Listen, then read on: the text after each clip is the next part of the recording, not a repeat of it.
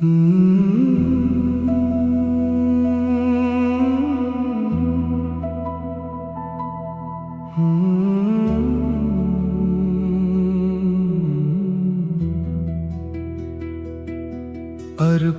पैरी के पावन धारा, महानदी के अमर कहानी।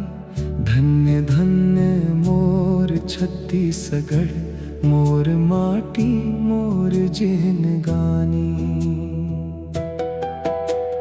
धरती सोन के मन के धनी, माया बर दुनिया पहचान। जय हो छत्तीसगढ़ पे मोर गौरव मोर सम्मान।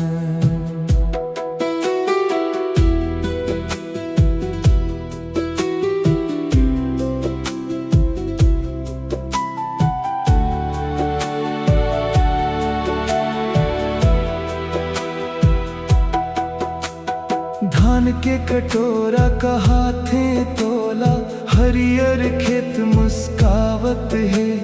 जंगल डोंगरी नदियां नाला, धरती गीत सुनावत है।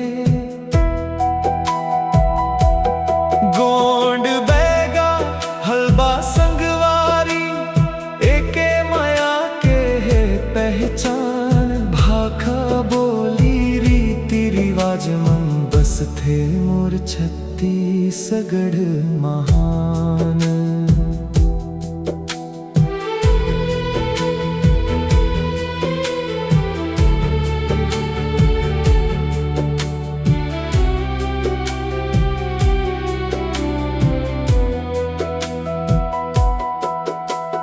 राउत नाचा पंथी के गूंजे, सुआ कर रंग जमाए। तीजा पोरा हरेली आके, घर आंगन खुशहाली लाए। मांदर बाजे बंसी बाजे, झूमे गलियों खलिहान। लोक कला के गूंज सुना के, बढ़ते मोर छत्तीसगढ़ के मान। वीर नारायण के बलिदानी, अमर कहानी गाथा है। गुंडाधुर के रणहुंकार मम आज घलो विश्वास है। माटी खातिर जीना मरना, यही हमर पहचान। भारत माँ के मुकुट चमक थे मोर छत्तीसगढ़ महान।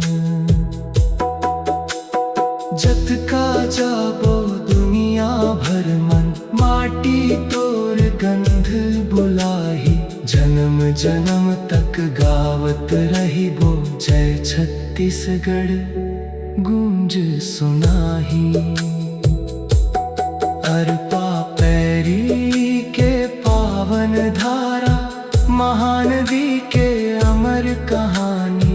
धन्य धन्य मोर छत्तीसगढ़, मोर माटी मोर जिनगानी। जय जोहार जय छत्तीसगढ़,